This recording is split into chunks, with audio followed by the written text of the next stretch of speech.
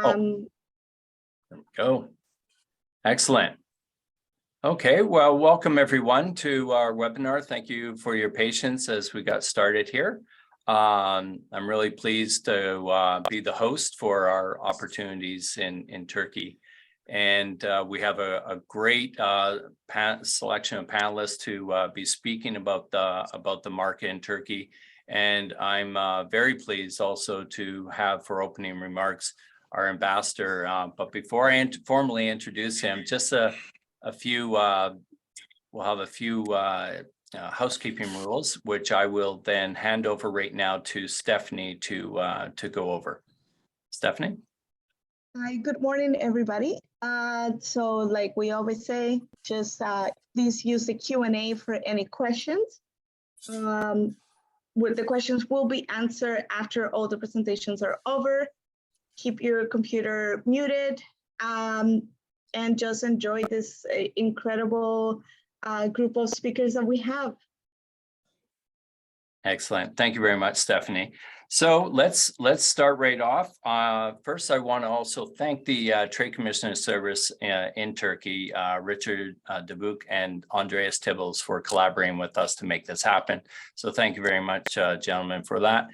And without further ado, I'm very pleased to introduce our ambassador to Canada to Turkey, Jamal Khokhar. And like many ambassadors, they have a very long bio, so I will try and be as brief so he has time to speak. But he is as you imagine, he has a long pedigree in this world of diplomatic arena. And he joined, Department of External Affairs in 1986 and served as Deputy Director for Economic and Trade Policy Division. He was Executive Assistant of the Deputy Minister for International Trade, Director General for Latin America and the Caribbean Bureau. He served in Lagos, Sao Paulo. He did a stint in Washington, D.C. as Deputy Head of Trade and Economic Policy, and was Minister Counselor and head of the Congressional Legal Affairs section there. So I could go on, but I would rather listen to our ambassador do his opening remarks. So Ambassador, the floor is yours. Ryan, thank you very, very much. And thank you for the short introduction. I prefer not actually having one. It's people can read it if they're interested. But I think the most useful takeaway in all of that is my heart and my career have been in the area of trade and investment development, whether it be in the countries that I've served or outside of government. And so I think I come at my engagement in Turkey here very much with the perspective of advancing Canada's presence in Turkey, as well as Turkish presence in Canada when appropriate. And of course, when we're talking about Canadian engagement in Turkey, the mining sector is by far our landmark engagement here. And with that, I wanted to thank the Mining Suppliers and Trade Association for inviting me to speak and for bringing attention to this very, very important sector. The last few years, and as we go through, and I don't want to get too much into the war in Ukraine, but we're in a world of increasing uncertainty, and that impacts not only political security affairs, but food security, climate. We already know about that, and we're sitting there, I think, day 3 or day 4 of COP27 in Egypt. But of course, it impacts significantly on our trade and investment engagement, not only around the world, but of course here in Turkey as well. And I wanted to be able to open a little bit of that conversation with you and have a dialogue on that one. Notwithstanding the difficulties that we've seen around the world, our engagement in Turkey with the Canadian companies have shown a great deal of resilience and adaptability. And I think that's kind of the storyline here. You have to be resilient, a lot of intestinal fortitude, and you have to be able to withstand high degrees of risk and risk tolerance. But with that comes, obviously, once you can go through those choppy waters, some very practical and very good returns on investment. I mean, there've been tremendous untapped business potential in a variety of different areas in different fields. And of course, you're interested, we could talk a little bit about that. But of course, our principal interest here has been in Turkey. Over the years, we've forged very strong links in many of those areas, from agriculture to machinery and the rest. I'm also very interested and very pleased to see that there's increasing engagement from the equity community. So the investment community, EDC is extremely active. Turkey is a principal partner of theirs. We have a strong team with the Trade Commissioner Service in Istanbul. And if you have any questions and concerns related to EDC cover or financing and engagement to cover off your operations here, you should definitely call them. There are other multilaterals that likewise have significant operations in Turkey. The European Bank for Reconstruction and Development has Turkey as their #1 client group. And of course, while we're not part of the EBRD per se, we do co-finance and sponsor. So you might want to sort of touch base with our executive director in London to talk a little bit about, or their offices here, and Farmer at the EDC office can help make some of those connections when we talk about financing. So as I mentioned to you, Canada is the main foreign investor in the mining sector in Turkey, followed by the US and Australia.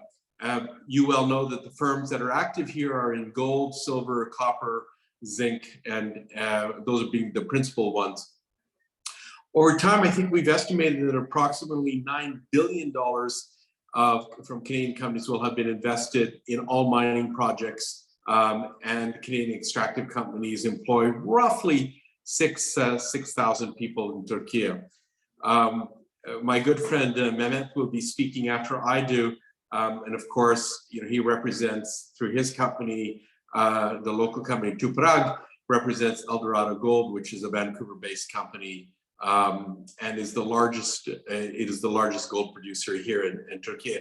And Mehmet also not only is very active in the mining sector, gold sector, but he's a leading player and a champion of Canada in the commercial sector with the Turkish Canada Business Council.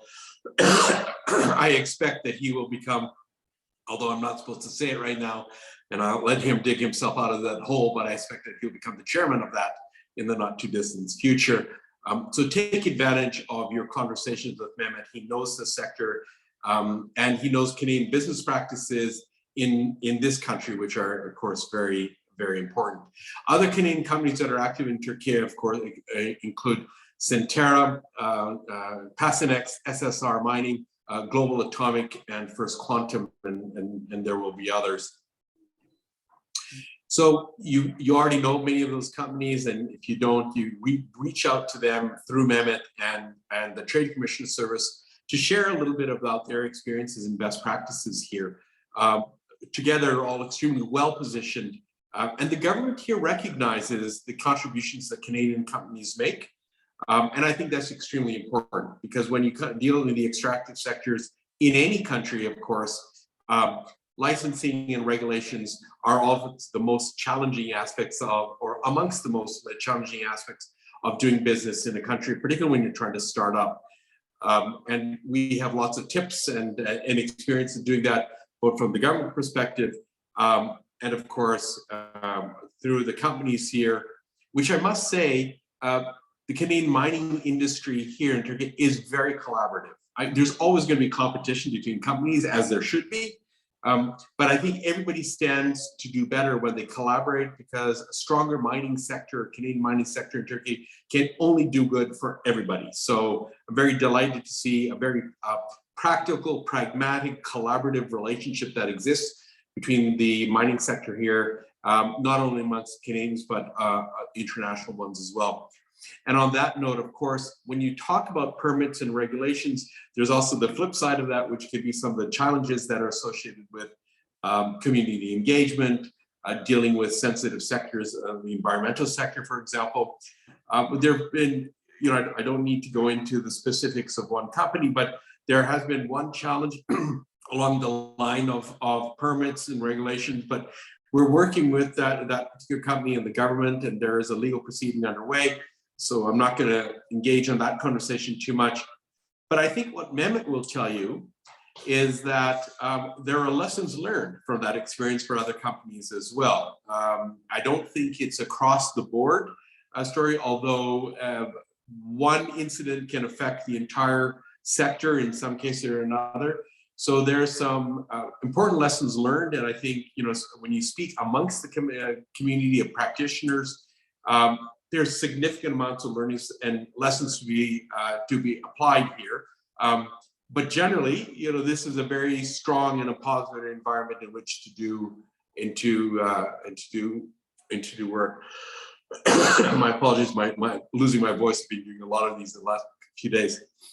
Now, people are going to be understandably asking, or at one point wondering, well, what's going to happen in May or June? We have elections around the corner. We have now in Turkey amongst the highest inflation rates amongst the G20 countries. Officially, that number right now is around 80%, 80.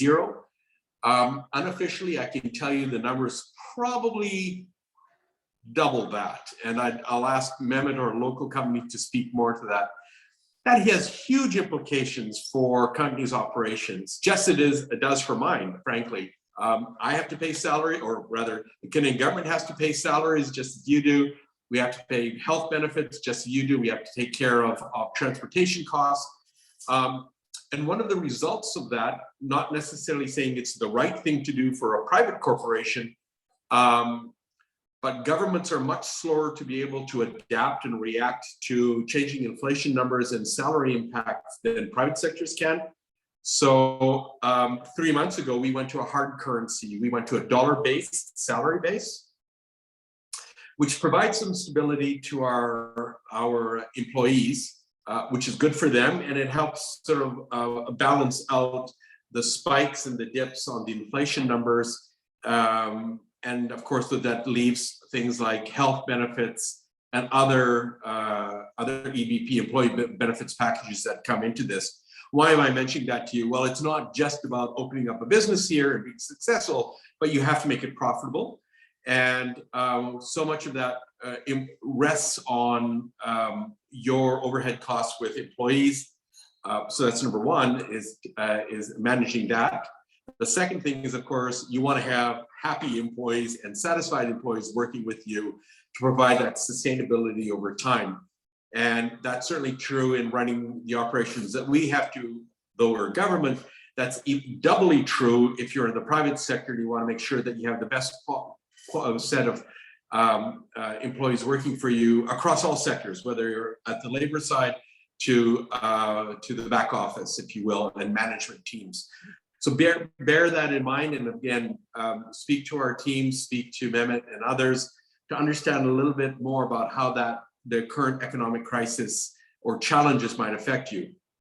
Now, I worked in Brazil for a very, very long time, and I know what hyperinflationary environments can mean for company operations. But the challenges here are slightly different. They're not structural. They're highly idiosyncratic, and they're idiosyncratic in the individual of the presidency and the top decision maker in the country. They have, or he has, a particular view on inflationary management, and you know, I'll let other people comment on that. It's probably not very traditional of what we would expect in terms of management of macroeconomics. It's counterintuitive. All to say that then that leads us to elections in May or June, and I think everybody's holding their breath without really knowing what's going to come out of that, to see what the impact either of the current administration continuing or a new administration coming into play. And of course, these are still early days. I know it doesn't seem like that, but it's still early days in terms of an opposition party or a coalition coalescing around to provide a political alternative to the current administration. We really can't forecast that. And if you thought you knew where the US elections were going and you could predict what happened in the midterms yesterday, you're a far better political analyst than many of us are, because I don't think we anticipated what was happening. And it's even more difficult here. So, do stay in tune and in touch with us, and we can provide the best analysis that we can, but we're not going to provide any forecasting. But all to say that the inflation numbers are high, highly idiosyncratic. Key date will be May or June around the elections. And then we all hope for the very best for all of us in that context. And as mentioned, that affects your budgetary forecasting level of uncertainty. I think I'm just sort of quick touching through my notes here because I tend to be on a breathless roll. But I think the 2 or 3 things that we want to watch for is a fair and free electoral process that will be important, and we're certainly hoping that will be the case. So now looking forward to 2023, of course, there's going to be a business forum in Toronto on March 2nd, the Turkey-Canada Business Forum, and that takes place right before PDAC. Our teams will be there. I hope to be able to be there, but more importantly, you're going to have a very, very good turnout of Turkish businesses there, especially from the mining sector. And you will have a lot of colleagues that you can speak with and get a little bit more up-to-date information of what the terrain looks like.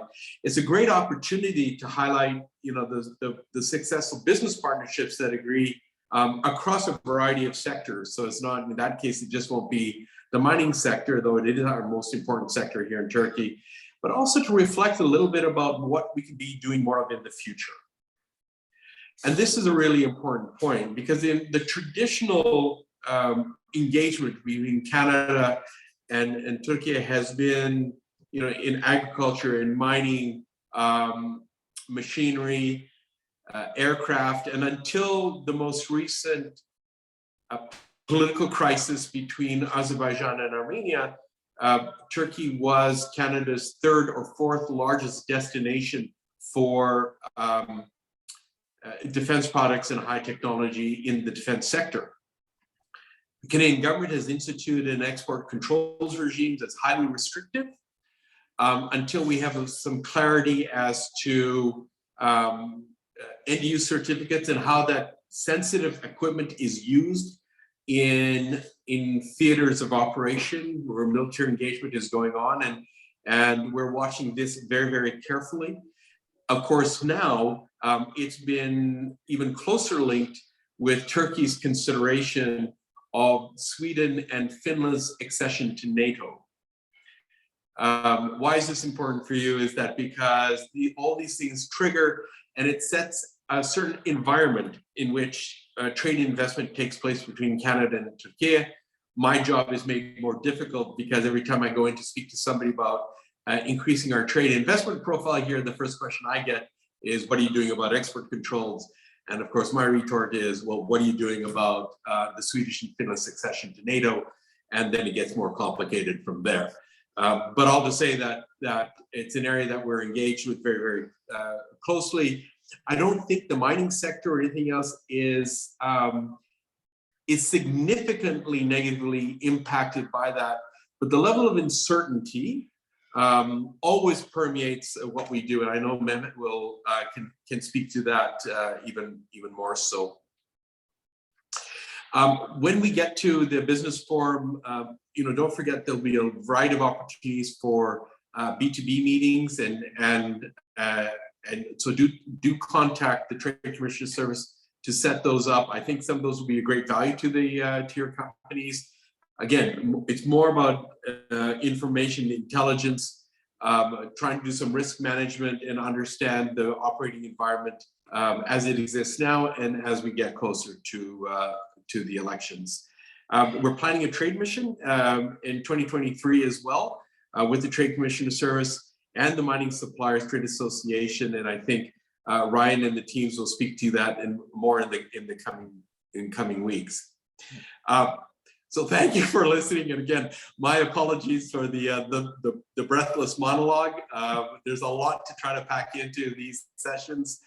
It's made even more difficult that I can't be there with you and speak to you individually. I hope to be able to do that in not so distant future, and I very much look forward to the upcoming presentations with Mehmet.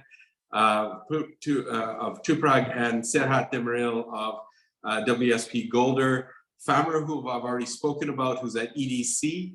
And he's a key guy here, and he's tremendous amount of experience with Canadian companies over a long history. So you're in very good hands, and I look forward to addressing any of your questions after this presentation. Thank you for your presentation. Thank you for the opportunity to make a presentation. Well, thank you very much, Ambassador, for that overview of the market and candor for it.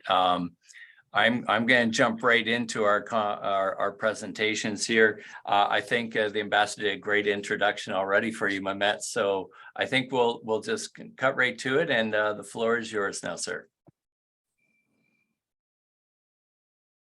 Well, thank you very much. Before I start to share my screen, I'd like to say that I'm okay, already I've done that anyway. So first of all, as a person in between the relations of two countries, Canada and Turkey for long years, I'm really happy to see. I'm always giving respect to the former ambassadors as well, but Ambassador Khokhar is one of the person that I'm really happy to see as the ambassador of Canada and Turkey, and I should say personally, he's a very good friend of mine, and I appreciate about that. This is very important, and he is great family, and he's great father, and I don't want to say anything more, but good to have him here in Turkey. I hope that we will get as much as possible benefit out of his presence in country. So when I was just thinking about this presentation, I generally wanted to give a country of Turkey is what's the potential, and what's the potential between Turkey and Canada, and what could be the potential areas of cooperation or collaboration. And you will see a little logo on top of my slides. And today is the 84th Remembrance Day of for Atatürk, who's the founder of our country. He's hero of our country and founder of Republic. So 10th of November. So I just wanted to make sure that we are respecting to his efforts to form the Republic and form the country. Well, the first slide is give you a little bit of a background of mining sector in Turkey. Sorry, I'm just always trying to adapt myself to say Turkey, but it's not easy after so many years anyway. So the first mining legislation was put in charge in 1858. So it was very general mining legislation to regulate mining, but at the moment it has been just amended so many times. But this was the first start for Turkey to regulate mining.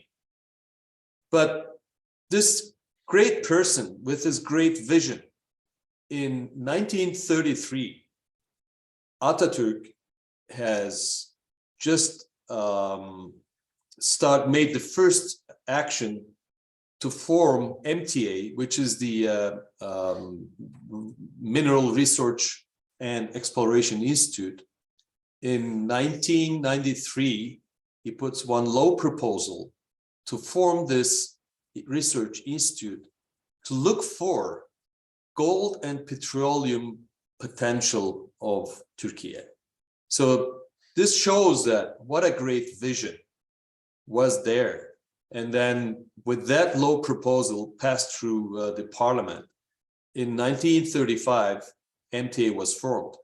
And then all the database, all the foundation of Turkish mineral exploration and mining has been done with that action after the formation of MTA. And then if you look at this map, this is such a fertile geological map of Turkey. And it's looks like it's very complicated. And because of the location of Turkey, geological setting is really complicated. And tectonically, we have several major faults, North Anatolian Fault and East Anatolian Fault, which looks like, it's a source of a lot of strong earthquakes, but also it's the zone of weakness to host a lot of mineral potentials or mineral deposits in country as well. And then on the Aegean side, we have all these block faults, which also form sets of zone of weaknesses for mineral deposits. So that's why Turkey is ranked at the 8th level in global mineral diversity. And so also out of 90 kinds of natural resources or minerals, we have almost 70 of them. And so with that, Turkey has 0.4% of world's metallic mineral reserves and 2.2% of the industrial raw material reserves and 1% of the coal reserves as well. So that brings Turkey to 22nd rank in global mineral production as well. And so as you see, I mean, all this geological setting and tectonic setting bringing a lot of opportunities for exploration of the mineral deposits. And meanwhile, I should say that Turkey is also, if you just think about the European part of Turkey, exclude the Asian part, we are the largest gold producer. Actually, the history of gold mining started only beginning of the 2000s, and there was almost zero ton production in Turkey, whereas now we are producing about 40 tons of gold per year. So it's a good indication how energetic and how the Turkey is seeking for any mineral production, including gold, as fast as possible. And then right now, I should say that the industry in Turkey, we have 15 operating gold mines and 3 mines producing byproduct, producing the gold as the byproduct in the operations scattered around the country and all around the country. I mean, Black Sea, Aegean coast, Central Anatolia, and eastern part of the Anatolia as well. And roughly, your mining sector imports increased by 62% compared to the previous year, and it's $7 billion and $600 million right now. These are the numbers from 2021, and also our exports increased by 36.8%, and so the previous year.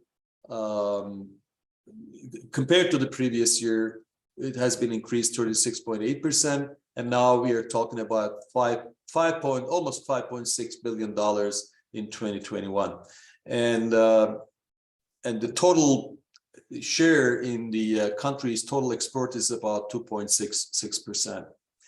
So foreign trade deficit in mining is about $2 billion and roughly. So that shows that we have a great potential to grow the business by looking at the potential, by looking at the trade deficit. Normally, Turkey would be producing more on mining sector. So that's why we are trying to develop the business in mining sector, encourage international investments or investors at the mining sector, and preferably because of the new approach, probably all around the world, foreign investment and local investment partnerships would be making probably much better matchmaking.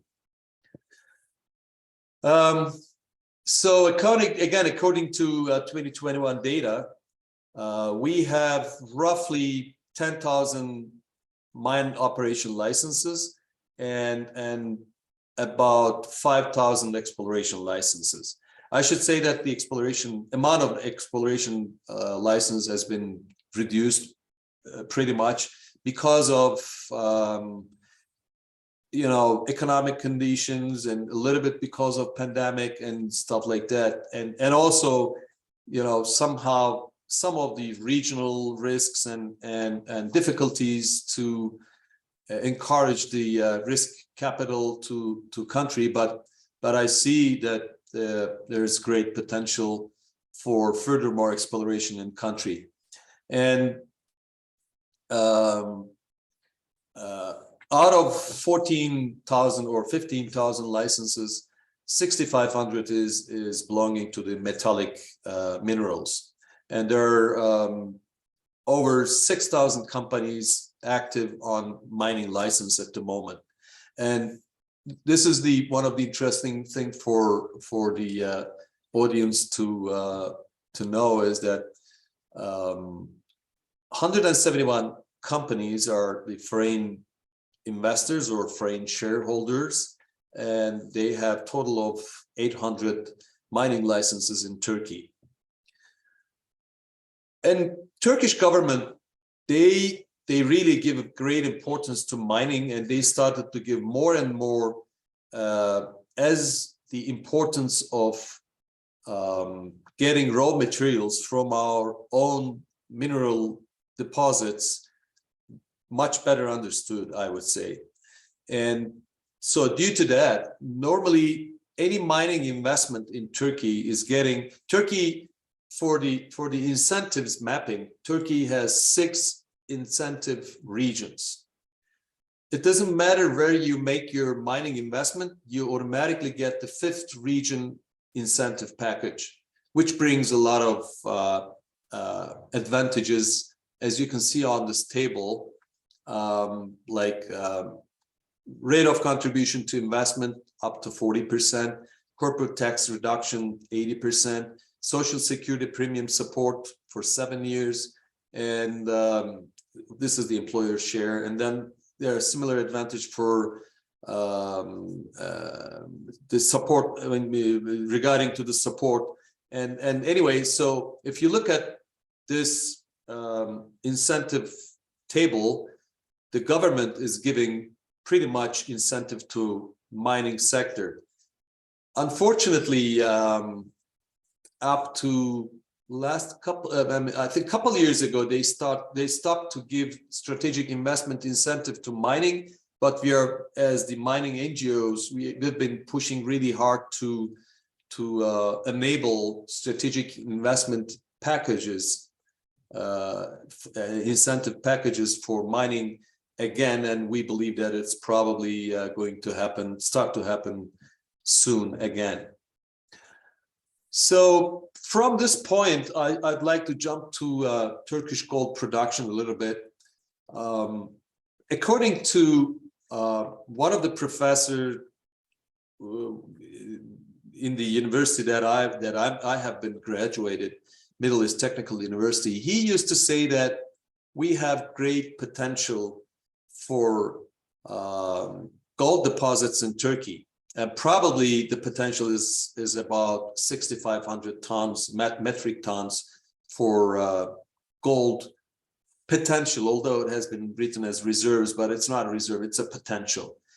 So in those days, when this paper was published, there was no big gold deposits discovered, except for one of the small deposit in the Aegean region.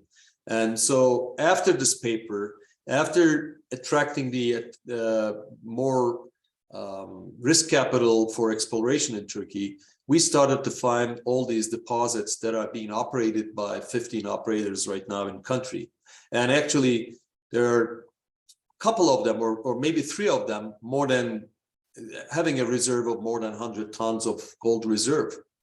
So as a matter of fact, out of the 6,500 metric tons, we know the location of 1,500. So there's still 5,000 tons waiting to be discovered.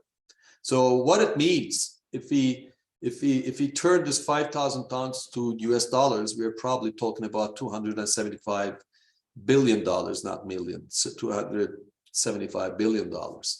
So, and I think we know that with a list in the hand of Turkish Gold Miners Association at the moment, we know that there are like 20 projects ready to go and bring the country's gold production to 100 tons per year.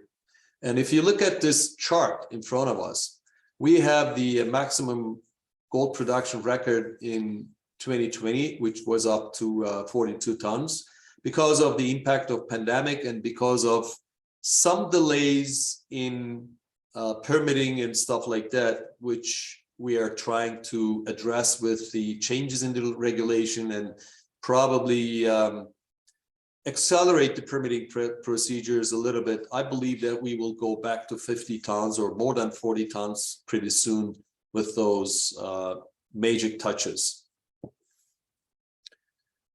And of course, you know, maybe you guys are aware that Turkish central bank is one of the central bank among the world central banks, putting a lot of interest to gold and trying to increase the gold reserve as an equivalent value. In the third quarter of 2022, Turkish central bank was one of the central bank made the most purchases along with Uzbekistan and Qatar. And even the third quarter of 2022, I think the Turkish central bank bought 30 tons of gold. So which brought the yearly purchase up to 90 tons, I believe. So the total reserve right now in 489 tons. So that shows that that both Central Bank of Turkey and also people living in Turkey, we like gold. So that's why potential investors will have will make a probably good decision if they really invest for gold exploration in Turkey. So when I was listening to dear Mr. Ambassador, what could be the potential area of cooperation or collaboration with the Canadian companies, between Canadian companies and the operations in Turkey? And one of the things that I should say at this point, I believe mining industry is one of the best industry, as Ambassador indicated, between Canada and Turkey. The way that I approach to that is that Turkey has great potential for mineral deposits because of geology. And we have very hard worker, well-educated, skilled human resources. Whereas on the other side, Canada has great know-how on mining, mine safety, sustainability, and also expertise on designing the facilities and stuff like that, in addition to financial capacities. So I think those items between two countries are creating a very good ground for, I believe, maybe best matchmaking. And on that sense, if we have such a great potential on mining industry, so what could be the potential areas by looking at the sustainable mining approach? I think the water use is one of the important area to get the know-how, to get the expertise, and to create a better relation with the stakeholders and communities and also government departments. How can we use utilize a better utilization of the water resources? For instance, instead of groundwater, can we really use surface water? Can we recycle the water in a better way to reduce the impact on environment. And the other thing is air and dust management or mitigations on air and dust. So definitely the new technologies on that area would be would find a lot of opportunities to help the operations in Turkey. Similarly, energy and climate change. Energy, I mean, renewable energy investments or technologies would definitely be finding very good opportunities. If I can give one example from our operations, we are trying to reduce our carbon footprint 30% during next 5 years. So any innovation on the area, which I know that many operations in world look seeking for opportunities on that area.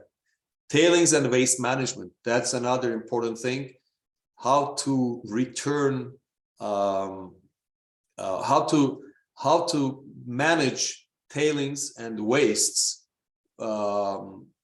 including the overburdens or topsoils. So by just reducing the footprint on the surface, so that's another important area. You know, any technology on the backfill or any kind of technology would be welcome on this area as well. And of course, biodiversity and reclamation.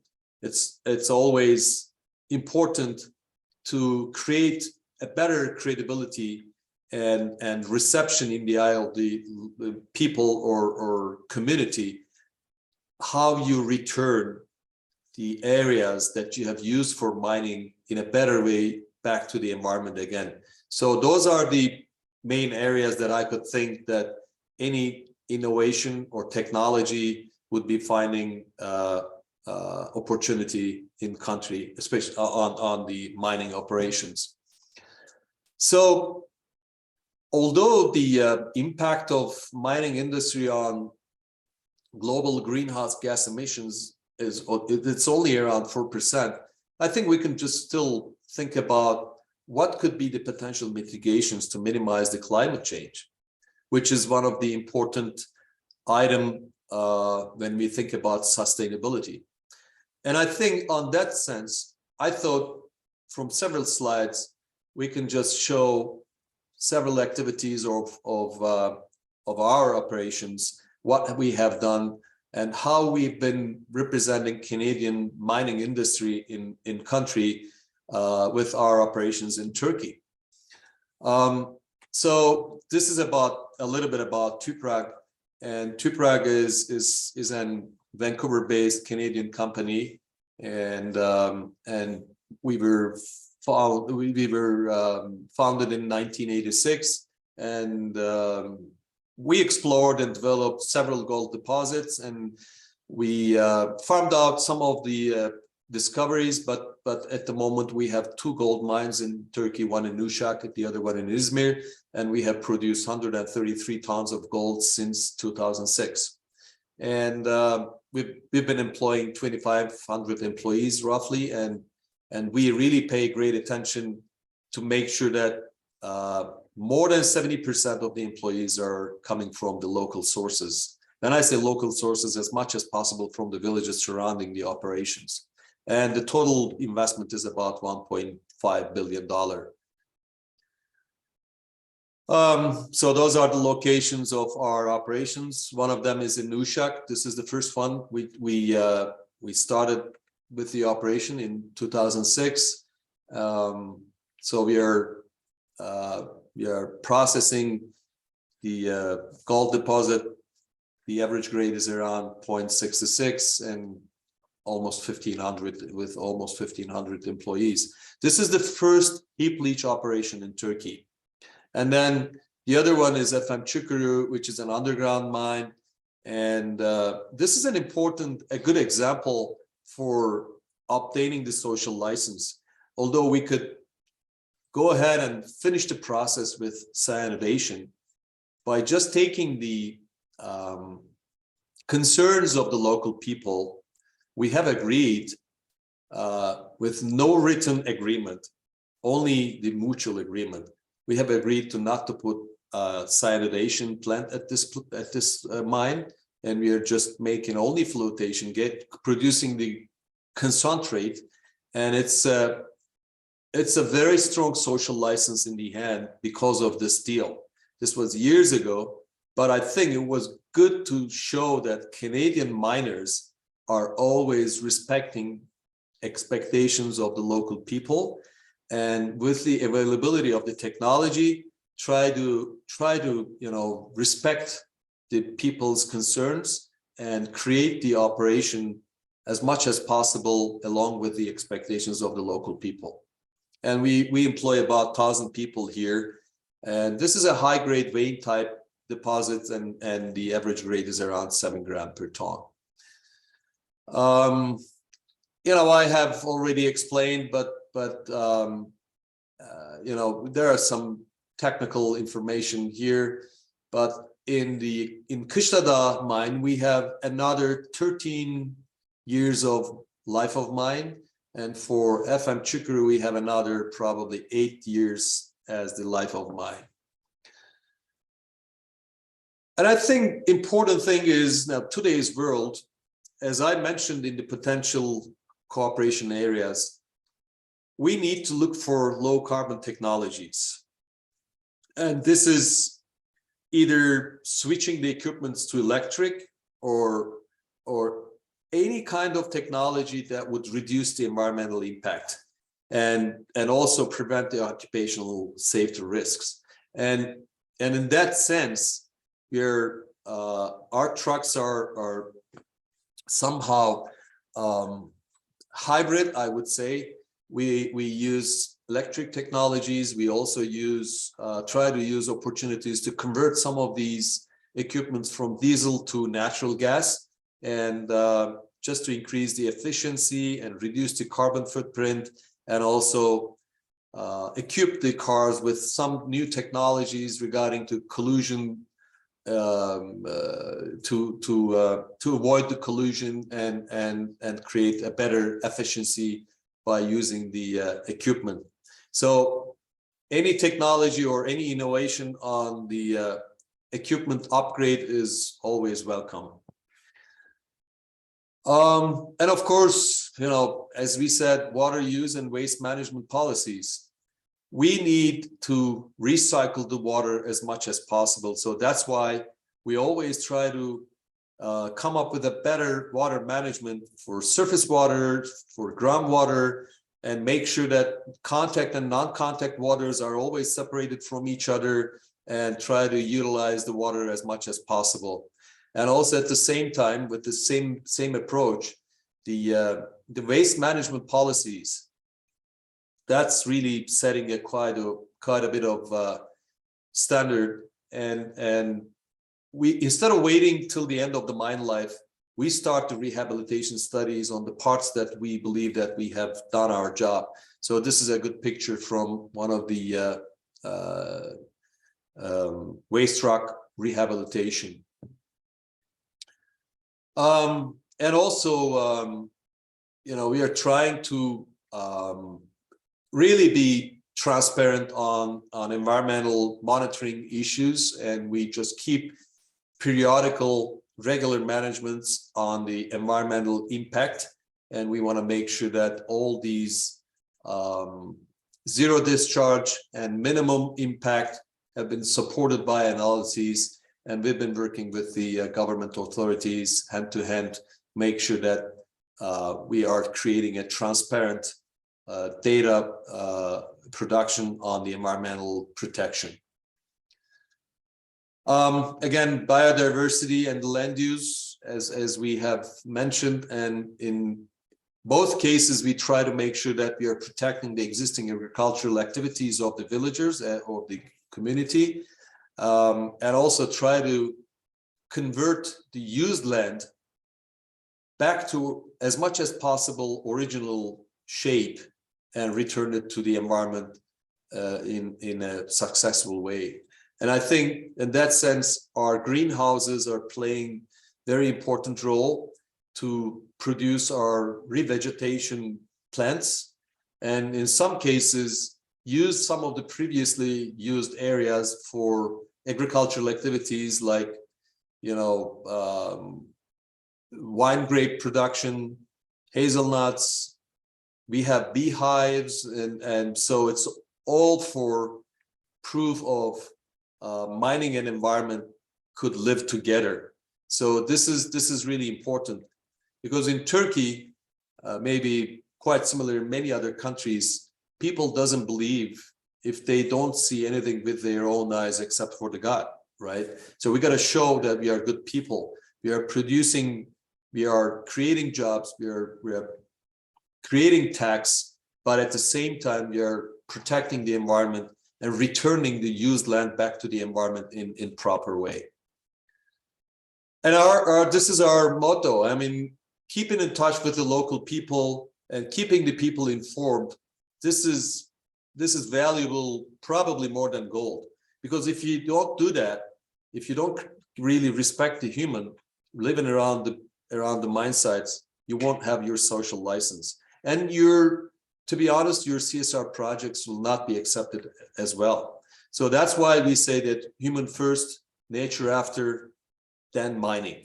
Without this approach, probably it's quite similar for other industries as well.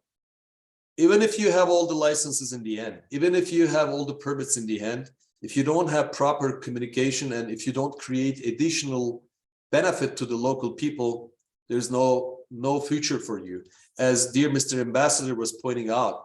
And this is exactly the reason why we had one project, you know, halted because of similar reasons.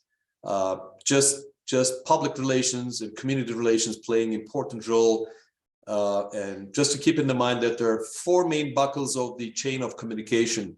This is local people, local regulators or representatives, NGOs, and the press. Those 4 main buckles should work all together. You can't really miss one. And then if you miss one, your chain is broken. And I would say thanks for listening. And I know it took probably a little bit more than my designated time, but I'm open to get the questions at the end and trying to develop as much as possible relations between Canadian companies and Türkiye, so that we can increase the volume of trade as much as possible. Thank you very much. Well, thank you very much, Mehmet, for that presentation. I was smiling as I saw what you were looking for, and clearly Canada can play a deep role in providing the solutions to that. This is kind of so thank you very much for that presentation. This is a good segue. Now we can, you know, further make it real with with WSP-Golder, a well-known I'll say services and solution engineering firm that is globally recognized and has boots on the ground. And we have our principal of operations and manager for WS-Golder with us, Serhat Demirel, and he'll present right now to just kind of build off, I think, of what Mehmet has echoed there. So go ahead, floor is yours. Thank you very much, Ryan. Let me share my screen. Okay. Okay, can you see it? Let me make it. Yeah, you're good. Yeah, it just there, perfect. Okay, there it is. Okay, thank you very much. So hello everyone. First of all, thank you very much for this opportunity to present our company in Turkey and what we do in the mining industry in Turkey, and what kind of services we provide, and the expected trends in the mining market in Turkey. So as Ryan said, so probably most of you know WSP. WSP is one of the largest engineering and design and consulting companies in the world. At the moment, we have like 55,000 employees, and we have like 500 offices all over the world in 50 countries and 6 continents. And we are aiming to be the world's premier design and advisory firm in the world. And I think we are already there. And I think we are one of the largest Canadian consulting companies in the world. So WSP acquired Golder last year in April. And after this acquisition, so WSP was a strong engineering and design company, but they were not very actively involved in mining. So together with the Golder acquisition, now we are much stronger on the mining business. And together with the Golder acquisition, now we have like 14,000 employees working on earth and environment projects. And as you can see on the map, so we have like 6,100 employees in Canada and like 3,000 employees in Europe. So our office is based in Turkey. And as I said, so we joined WSP together with the Golder acquisition. So WSP-Golder Turkey. So Golder Turkey. So WSP-Golder Turkey was established in Turkey, in Ankara in 2006. So we are in the market for like 16 years. So at the moment we have 45 staff and we have one employee from Europe and the rest of the team is Turkish. So we do like 80 projects every year. And at the moment, so we are the largest international environmental consulting company in Turkey. So when you look at our team structures, our team is mostly composed of engineers. So we have environmental and geological engineers. We have petroleum engineers, hydrogeology, and civil engineers. So we have health and safety specialists. We have CAD designers. So they are working in Turkey. Also, they are providing support to projects in Canada. And we have a social specialist. We have biodiversity specialists. And we have really seen a significant growth in our team. In 13 years ago, when I first joined Golder, so we were like 12 people. Now we have reached a number of 45. So this is a significant growth for us. And our growth was aligned together with the growth of the mining business in Turkey, of course. So as long as we start opening new mines in Golder in Turkey, so we have managed to also bring more services and more technical disciplines to the country. So we also have licenses to operate in Turkey. We can prepare environmental impact assessments. We have a license to do that. And also we have a license to undertake contaminated land investigation and remediation projects. Again, we can provide such reports to the Ministry of Environment. So we are working on a lot of sectors in Turkey. Actually, mining is not our only business. So we're also working on oil and gas, power industry, and so commercial. When I say commercial, I mean the banks. But when you look at the distribution of our revenues, like 75% is coming from mining business in Turkey. So mining is our strength. So our services, 55% is coming from engineering services, 45% is coming from environmental services. When I say environmental, it mostly includes these environmental impact assessments. As I said, we can prepare it. We can prepare local EIAs for permitting, and also we prepare environmental and social impact assessments for project financing. As Mr. Ambassador mentioned in the beginning, so EDC, EBRD, such banks are investing in the country, and they have high standards, and together with these ESIA reports, so we managed to follow their requirements together with our clients. So we provide social impact assessment services. We do ESDDs, environmental social due diligences. We do soil investigation and remediation, and environmental compliance, health and safety, baseline and biodiversity services. These are under our environmental services group. And our engineering services mostly include some geotechnical engineering and design, and some pit slope stability assessments for open pit mines in Turkey. We do design heap leach facilities. We design tailing storage facilities. And we also provide construction quality assurance services. So once we design a facility, we also continue with our clients during the construction stage. And we make sure that so the facility is constructed in alignment with our technical specifications and also in alignment with the best practice requirements. And so we also work on groundwater, surface water. We work on acid rock drainage geochemistry studies. So as you can see, we can provide the whole mine life cycle for our clients. So we work as one company. We collaborate a lot. As you can see from this map, So we bring the best people from other offices, other countries. We bring this international expertise and international experience to Turkey. And we collaborate a lot with our North American offices, Canadian offices, US offices, and we work together with them in projects in Turkey. We're also using Turkey. As you know, Turkey has an important geographical position. And so by using this advantage and by using our local rates, so we also work around Turkey. We are not just working in Turkey, even though there are lots of projects in Turkey. Actually, but in any case, as a strategy, we also would like to work abroad. And you can see from the map, so we have also worked in projects in Balkans, in Africa.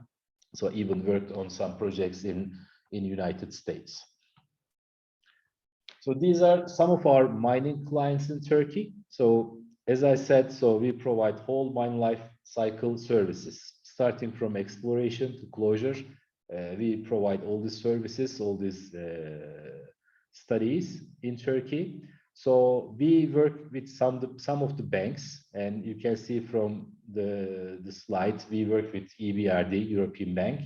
We work with some local banks like Garanti, Akbank, and Ziraat Bankası. They are all financing some of the mining projects in Turkey. So we also work with World Bank, IFC, and some of their projects in Turkey. So when we work with the banks, we sometimes work for the clients, for the mining company, or we sometimes work as the consultant of the bank. And however, the project requires our support. So our mining clients in Turkey, I also try to put the parent companies in here. So we work with Tüprag. Mehmet Bey, is the general manager of Tüprag and also president of Gold Miners Association. So owned by Eldorado Gold. So we work with Centera in Turkey. We work with SSR, and also we have worked with Alamos in the past. So we work with First Quantum. So I think we are working with almost all of the international mining companies in Turkey. Under the red line, so you can see some of the Turkish mining clients that we have been working for a long time. And Koza Gold is one of them, and Demirel Export and Tümat, they also have like 2 projects which were financed by EBRD. And again, so we are working with almost all of these projects. So you can see we have a strong client base here, but we would like to, of course, see more international investors in the markets. Mehmet Bey, he provided a very good introduction about the geology of Turkey and also for the commodities. Again, as you could see from this map prepared by MTA, and you can see that in Turkey, we have lots of different mineral commodities. We have industrial minerals, we have metallic resources, and they are widely distributed in the country. And so most of the commodities are available in Turkey. And in here, we can have a look at iron, copper, lignite, lead, and zinc deposits. So for the lignite and for the others, most of these commodities are mined by local companies. Canadian mining companies like Pasinex and First Quantum, they are developing, Pasinex is developing a zinc mine, and First Quantum is operating an underground copper mine for a very long time in Turkey. And apart from that, the most of them are operated by Turkish companies. When you look at the lignite resources, so lignite in Turkey is very low calorific value and mostly used in power plants for power generation. And in the past, most of the time, the government was operating these mines, and now most of them are privatized together with the power plants, and now they are still in operation. And hard coal is not too much in Turkey, and it is mostly on the Black Sea region, and they're all underground mines, but they are very difficult, challenging mining environments, to be honest. And together with the lignite mines and power plants, also there are lots of ash deposition in these areas. And again, for innovative solutions or good technologies for ash deposition or remediation of such areas will be a service required for the Turkish mining environment. This is from the Gold Miners Association. Again, Mehmet Bey mentioned about it. So you can see at the moment there is like 19 mines in Turkey on this list.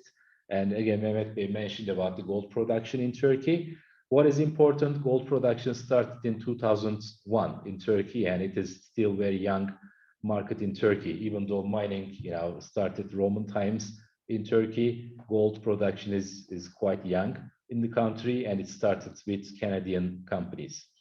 And so, and for WSP-Golder, so most of our clients are gold mining companies in Turkey, because as I said, so we are mostly working with international companies or working with companies which are required, best practice or good industrial practice in Turkey. So these are the gold deposit mines in Turkey. A map again from MTA showing the locations of these mines, and the red circles shows the projects we have worked in Turkey. So, looks like, so we have worked almost all of the gold mine projects in Turkey. I think it is more than 25 projects that we have worked. So these are the tailing storage and heap leach facilities in Turkey and distribution of them. So when you look at it, so you can see there are a significant amount of heap leach operations in Turkey. So based on this map, I may have missed a few maybe, but there's like 8 heap leach operations in Turkey. And this is, I think, a remarkable number for a country. And we have 2 dry stack tailing storage facilities. One of them is FM Çukuru, again, owned by Tüprag. The other one is in Lapseki, owned by Tümat. And WSP-Golder, we have designed 9 of the facilities in Turkey, and most of them are under operation or construction at the moment. These are the gold mines showing the mining methods, if it is open pit or underground. Again, when you look at the map, you can see most of the mines are open pit mines. However, some of them are open pit together with underground mines. So most of the time, the projects in Turkey, they start with open pit mines, and then together with capacity increases, they also implement underground mining into their operations. So you can see that. I think we have like 2 just underground mines in Turkey. But again, at the same time, the gray boxes show the projects that will be developed in Turkey soon. And 2 of the largest projects, one is Hod Mine project in the Black Sea, northeastern part of Turkey. The other one is Söğüt project, based in northwestern part of Turkey. And these are more than 2 million ounce projects, and they will be underground mine projects. So we can see that, there will be more underground mines maybe in the future. So when we look at the operation model in Turkey, so most of the mines are operated by contractors. And Tüprag, I think, is an exception here. So Tüprag, this is from their website. Mehmet again showed the same picture. They own their large equipment, large haul trucks and large excavators. But apart from that, now almost all of the mines in Turkey are working with contractors. And contractors are using some small scale equipments like construction trucks, as you can see from the image, or some small scale excavators. In that respect, like that simulators or virtual reality trainings. So these are not demanded too much by contractors, to be honest. So we also have some large scale equipment like these old bucket wheel excavators in Turkey. And these are owned by governments in Elbistan region. It's a big open cast lignite mine, but these are again very old equipment. But when we talk about the gold production in Turkey, it is mostly done by contractors by using such small scale equipments. So the number of underground mines, as I said, will increase in time, together also with the capacity increases, also together with new project developments in Turkey. So underground equipment, demand on underground equipment will also increase in the following years. If you have a look at a very brief summary, make a very brief summary of environmental regulations in Turkey. So environmental regulations in Turkey are stringent and mostly aligned with the European Union regulations. So for a mining company or for all of the investments, an EIA, an environmental impact assessment, is the first step and mandatory based on the project category. And when you prepare a EIA report, there are like 10 to 15 public institutions involved with that process, then they all provide their opinions on the report on your project, and you need to get their positive opinion from them before you finalize this EIA process. And the EIA process, it takes like 1 to 2 years based on the project location, project requirements. So it is quite an intensive process. One public hearing is required for the EIA. However, social part of our regulation is not so strong, we should say that. And so social impact assessment is not very much required for the local EIA process, but this is much different, as you know, in the international practice. And also court cases are very common. Once you finish your EIA process, once you receive your EIA decision, positive decision, there are lots of, court cases. In that respect, having strong EIA reports without having any gaps is very critical for the mining business. Since there are these court cases and lots of government institutions involved with that process, very detailed technical studies are required for the gold mines. These include some detailed baseline data collection, air noise surveys, groundwater, surface water investigations, modeling, acid rock drainage studies, also preparing water quality predictions, some seismic investigations, stability calculations, seasonal biodiversity surveys, and again, good facility designs. So these are all required to have a good EIA, strong EIA report. And so detailed baseline data is required to be collected during this EIA stage, which also brings some lab services. Water samples are collected, as I said, air noise quality surveys are conducted, acid rock drainage, static and kinetic tests are required. There are international labs like ALS or SGS or Bureau Veritas are available in Turkey, and they are providing exploration, environmental testing services. And there are also several local labs in Turkey. They are providing similar testing services. And acid rock drainage testing is becoming popular together with the regulations. And but there are not too many local labs in Turkey which are providing this static and kinetic testing. So mine waste regulation is in force since 2017, and the regulation provides heap leach and tailings facility design criteria. In the past, we didn't have such a design criteria, and once you design your facility and once you finish your EIA, you would immediately start the construction. That's not the case anymore. So once you receive your EIA, so you have to submit a detailed design report to the Ministry of Environment, Mine Waste Department, and then you have to get your design approved, and then after that you can start constructing your waste management or heap leach facility. Acid rock drainage has become an important topic together with the mine waste regulation, and all PAG material, potential acid generating material, is considered hazardous waste in the regulation, and also PAG waste rock dumps are again considered hazardous waste storage facilities, which require some special handling during the operation. And also low permeable cover systems are required during closure of these facilities.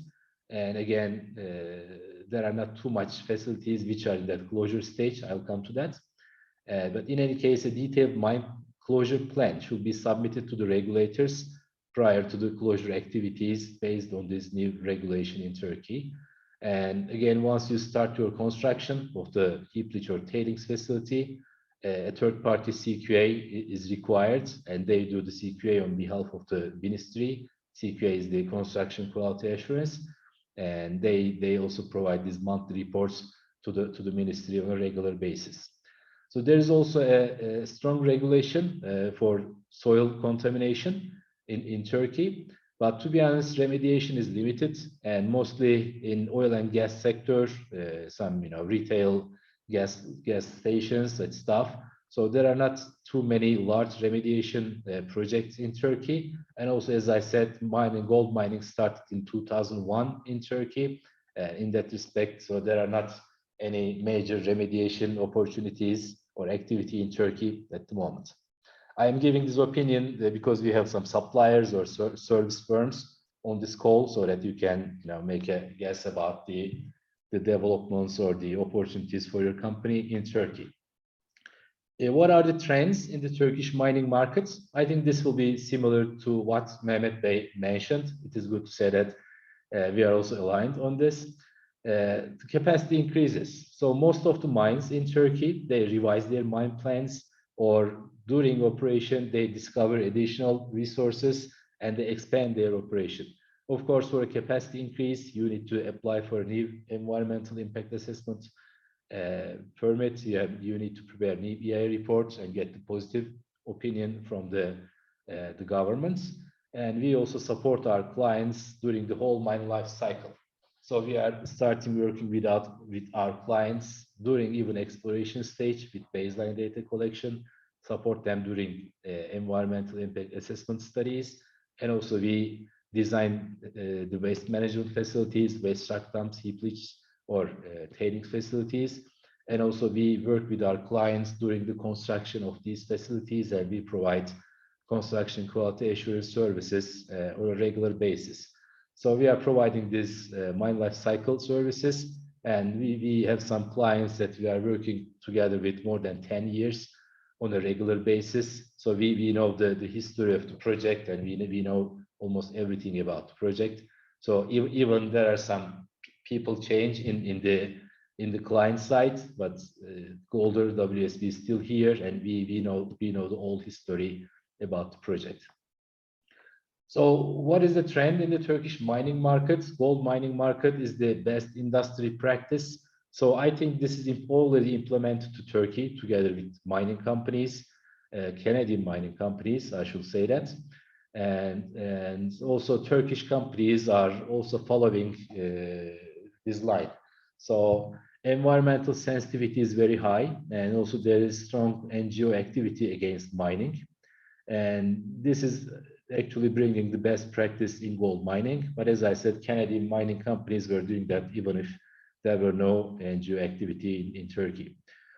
International gold mining companies follow the best practice, and local gold mining companies are also working with high standards. I mean the gold mining, not every commodity is the same, I should say that.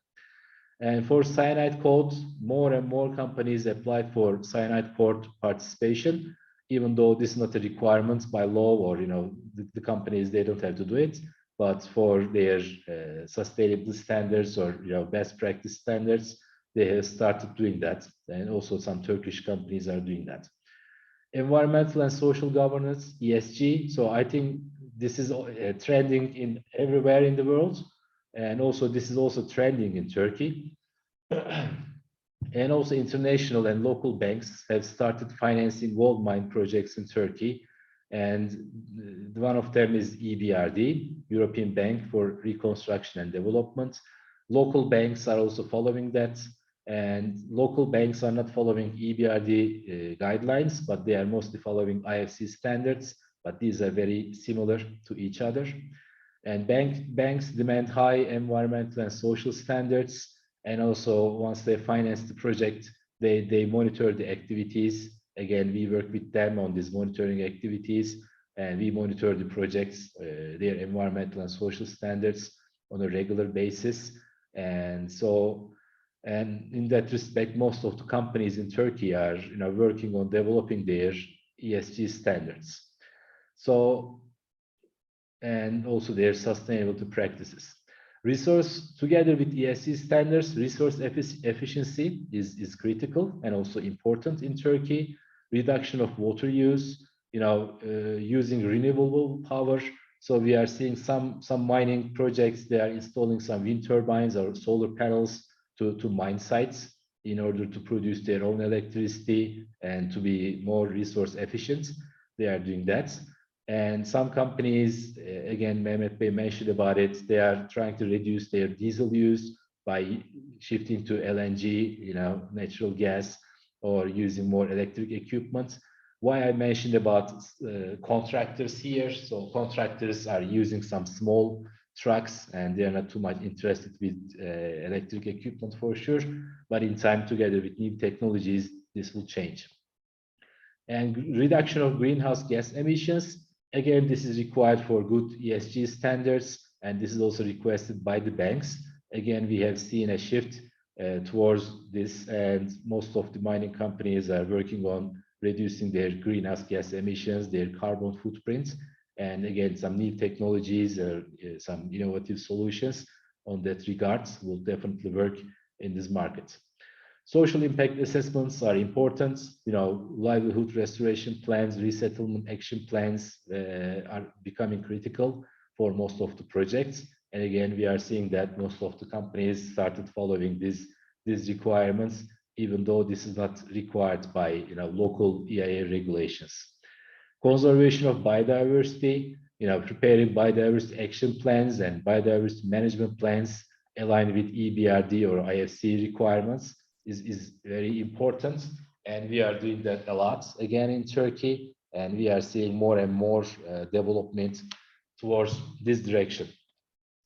Lab testing, we have lots of geotechnical labs in Turkey, but to be honest, they don't have the full scale capabilities when we work on heap leach or tailings storage facility designs. So most of the time we have to ship our samples to our labs in North America or in Australia. So there's a gap in that regard in the Turkish market. Some geomembrane testing or some large scale direct shear testing, etc., they are still not available in the market. Tailing testing, metallurgical testing capabilities are limited, and these are mostly done by universities. So again, there's, I think, a gap in the Turkish market in that regard. In terms of drilling, we have strong drilling companies in Turkey, so they are very good in exploration drilling, such stuff. But however, we still don't have sonic rigs available in the market. I think some mining companies like Tüprag, they have their own rig. So, but this is not commonly available in the market. In some of our projects, we had to collect some very undisturbed samples, but it was not possible to find such a sonic rig in the market, or it was very expensive to bring it from another country. For geotechnical drilling, again, we see a trend going towards optical and acoustic televiewer surveys. So these are getting more popular, and companies start to understand the importance of collecting this orientation data for their pit slope investigations. Again, these equipment is not very available in Turkey, and again, there's some gap in that regard. Water management, so some innovative solutions for reducing water collected in the tailings storage facilities during operation is important, because we see lots of mining operations that the tailings facility is really filled with water, and the mining companies are trying to reduce this water in order to be able to put more tailings into their facility. And again, some innovative solutions or good technology to manage this water, I think, will be highly demanded in the market. So mine closure is again a trending service in the mining market in Turkey. I mentioned about the mining market, gold mining market. It is like a 20-year lifespan, and most of the mines are still in operation stage, or they are making capacity increases. They continue with their operation, and only a few projects advancing to closure phase, or there are just a few tailings facility which are under closure at the moment. However, as Golder, we have started doing lots of closure planning, and these are required for the banks, or these are also required for mining companies themselves, and also putting for some financial provisions to the projects. And this is a trending service for us at the moment. Based on the Turkish regulations, a tailings storage facility spillway is not allowed by regulation. So water management during closure of the tailings storage and heap leach facilities is a critical issue for most mines in Turkey, considering treating and discharging. This solution is not allowed by the regulations, and also it is a socially very sensitive matter in Turkey. And mine waste regulations also require full dewatering of the tailings and heap or spent ore during prior to the closure. And again, some good technology or innovative solutions for water management solutions during closure will be a highly demanded service in the mining market in Turkey. Acid rock drainage, as I said, so it has become a top hot topic together with the mine waste regulation in Turkey. And again, it will be a critical issue during the closure, especially during the closure of the projects. Again, some good technologies to manage ARD during operation and closure, and especially during the closure of some of the waste rock dumps or the open pit mines, I think will be an important service again. Climate change is becoming a hot topic, like all over the world. And we have started doing lots of climate change risk assessment studies and water balance studies and water management by taking the climate change risks into consideration. Again, is an important topic, and it will be trending in the following years. And again, some automation systems to monitor and manage operations, and especially the water balance together with that climate change risks, I think will be important. Health and safety standards are, I can say, very high in gold mines in Turkey, but there's always room for improvement.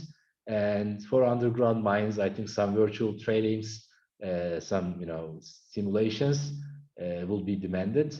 And also we have started seeing more and more georadars installed to open pit mines in Turkey. And again, so some additional mines will require installing these georadars. So best industrial practice mine facility designs and robust construction of the tailings and heap leach facilities are critical. And we expect to continue providing such design, construction quality assurance, and engineer of record services to the more and more mines in Turkey. And my last word is innovative solutions, which will help increasing health and safety and ESG standards, which provide resource efficiency and cost reduction during operation and closure, I believe will be highly demanded in the Turkish mining markets. Thank you very much. That's the end of my presentation. So I try to provide you a consultant point of view and what we are doing in Turkey, and also what kind of services will be demanded in the market. Thank you very much for listening. Thank you very much, Serhat. That was, it's always good to get a kind of, as I say, a boots on the ground perspective of opportunities. And you've clearly outlined several of them for our viewing audience here. Before we get into the Q&A, and if you do have a question, please enter it into the Q&A, but I will now hand over the floor to Femera Engin, the Senior Regional Manager for EDC in the region. Go ahead. Thank you, Ryan. Good morning, good afternoon, and good evening. It is a great pleasure to be here today. I was told that the MSTA members are quite knowledgeable about EDC, about our products and services. So I'll skip those points, and rather than talking about our financial and insurance solutions, I will focus on our activities in the Turkish markets. 1 second, please. I'm trying to move to the second slide. Okay. EDC established its regional representation in Turkey in 2010, and we cover Egypt, the Levant, Turkey, Caucasus, and Central Asian markets out of Istanbul. Since the establishment of our representation in 2010, we have facilitated more than $10 billion worth of financing and insurance in the Turkish market alone. So Turkey is a very important market for us, and typically accounts about 75% of our business in the region. The importance of Turkey is probably not surprising to you if you think about the markets we cover, and you can even extend it to include Eastern Europe, the Middle East, and North Africa. Turkey has the most industrial and diversified economy within this large region. It also has a huge demographic advantage. Currently, Turkey has more than 90 million people, and half of that population is under the age of 35. In other words, the young population will be a significant contributor to Turkey's growth dynamics in the near future. When things are aligned, especially when the global backdrop is aligned, Turkey has one of the fastest growing economies in the world. However, things are not always aligned, and you have to be careful about the risks in the market as well. The ambassador already mentioned some of these key challenges, such as the high inflation the volatility of the local currency, Turkish Central Bank has been employing rather an unorthodox monetary policy that favored growth instead of monetary stability. So the current situation is predictable, I suppose. We are in an election cycle, and as you can imagine, the growth of the economy is critical to create jobs for a very young population. I would also add relatively sudden policy changes as another risk that you have to be mindful of. In essence, if you are interested in the Turkish market, you have to have a detailed plan and a strong understanding of how you can mitigate these risks. I only have a couple of minutes to make my remarks, so don't have the time to talk about these topics in detail today. However, I would be more than happy to chat after this event if you are interested in. I think my main message today is the following. EDC has a tremendous amount of experience in the Turkish market. We know the Turkish market very well, and importantly, the Turkish market knows us very well. We have a very strong reputation in Turkey and work with some of the best companies in the market. We also work very closely with the Trade Commissioner Services and would be more than happy to connect with you to hopefully make your life a bit easier in Turkey, which presents significant opportunities for MSTA members. I think we'll have a Q&A session after this. I would be more than happy to answer any questions you might have. Thank you. Well, thank you very much there, Femer, for a brief overview. But I think what's most important for the viewing audience too is to know you and that you're there, like the Trade Commissioner Service and as the ambassadors communicate too, that there's support here for you. Exactly. I think everybody, Mehmet, Serhat, and yourself, and the ambassador as well, has clearly shown that there's opportunities in this country, and there isn't an export market out there that doesn't have its nuances and challenges. So let's. I see there's a couple of questions on the in the Q&A, so I'll ask Stephanie to address them, and it might be open to others, but Stephanie, could you take care of the questions there, please? Of course. First question, is in the whole hammer ITH drilling method using high pressure compressed air underground applied in Turkey's underground hard rock mines?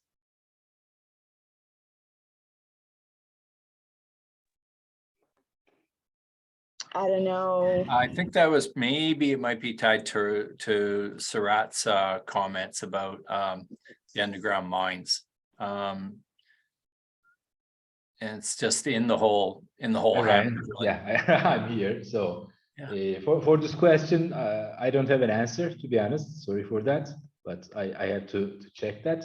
So we are not too much working on underground mines in Turkey, but I can answer the second question. Reverse circulation RC method is yes, it is popular in Turkey. Mostly diamond drills are used, but again, RC is a extensively used practice in Turkey, and there are lots of RC rigs in Turkey used for exploration. Okay, those were the two questions that were kind of so I think if anybody has another question, we can wait a little bit here. I think we've kind of looked at some of the I think everybody's kind of really impressed upon everybody that there are some challenges to doing business in Turkey, and we know of the war that's happening in the Ukraine and stuff has not probably helped the matter. It's interesting that there's an election coming up, and those typically are as the ambassador said, hard to predict, hard to forecast an outcome. I don't think there hasn't been an election in the world that has been a slam dunk this recent history. So that'll be something I think for our viewer audience to look at. Before we get to this one question here, I just also want to remind people, and maybe Andreas from our Trade Commissioner Service can add some color to it, but On November 14th, there is a mining event happening, and I believe there's an opportunity to register for free remotely. Is that true, Andreas? Hi, Ryan, and hi everyone. Yeah, so there is a mining fair happening in Istanbul, and it will actually be happening from the 15th to the 18th December 2022. But the deadline for to register for free is November 14th. So that could be a great way to take all the information that you've learned today and to see how many opportunities are available for your company in Istanbul, and to meet with all of the leaders of the Turkish mining sector. So it could be a great opportunity for you. Right. Thanks. Okay, thank you. And again, I'd like to thank Mehmet. I know he has to jump off and catch a flight here as well. So thank you very much for taking the time, Mehmet, to present your. Sorry again for that, but so I'm ready to get the questions if needed to answer via email or whatever it is, and Right. and I can just get them through my account in company or Gold Miners Association. Excellent. Thank you very much. Thank you very much, Mehmet. That's great to hear. And this is just for everybody to understand. It is being recorded, and we will send not only the recording, but we can send that link to the mining fair that Andreas had mentioned. So again, I go ahead, Stephanie. Yeah, we have one question. What is the average percentage of reuse water for Turkey operations? Again, this is a question for me, I guess. So, Eric, thank you for your question. It is not, of course, easy to give an average percentage for reuse. Each operation is different, but I can say, most of the mining operations are, heavily reusing the water, and they are recycling the water used in the process. Especially for the heap leach operations, they recycle the water on a continuous basis. So they are trying to, reduce their water use, and they are trying to reduce the groundwater abstraction from the projects. But I can say, almost all of the tailings and heap leach mines in Turkey are, recycling or reusing the water. Excellent. One. Thank you. And there is just one question left. Are there any upcoming mining events that MSTA Canada members should be aware of? Well, yes, go ahead, Ryan. Yeah, definitely. Well, specific to this, this is kind of our first broad overview and kind of a kickoff, if you will, for a future Turkish mission.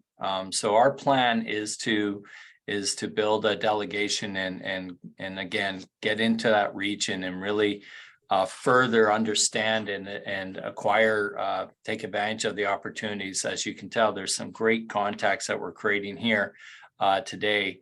And that's something we're looking at mid-year next year. Of course, we've got this May-June election happening, so we will have to work around that. But there will be a gathering around PDAC as well. There's this mining fair to further understand opportunities in the region. So specific to Turkey, we will be looking at doing a mission next year. So stay tuned for that, and stay tuned for further gatherings. I think like I said, this was a good kickoff and overview. We can maybe dig into some of these opportunities a little further in a different format. And then, of course, at PDAC, we'll look at doing something in person. Of course, we also do other shows. Our next international event is going to be actually in mining in Davao, which is February, just before PDAC, and that'll be our next big event in Cape Town. And then, of course, after PDAC, our next international event is actually in Santiago, Chile. So, and then, of course, Turkey's going to be very close to us. I have to learn how to repronounce Turkey now, as I've learned. Turkey, I believe it's pronounced. But if there are no other questions, I would like to thank again our guests, our ambassador for taking the time, Mehmet, Serhat, and of course Famer from EDC to present. And like I said, give us a broad overview and a clear understanding that there are opportunities in this region and there's support from Canada. We are enviable, I think, in Canada of the support that we do have around the world, and Turkey is no exception. So again, I'll just wrap it up there, I think, and thank you very much. And everyone, you'll receive the recording and the link that I spoke to about mining fair. Thank you. Thank you, Ryan. Thank you, everyone. Yeah, good evening.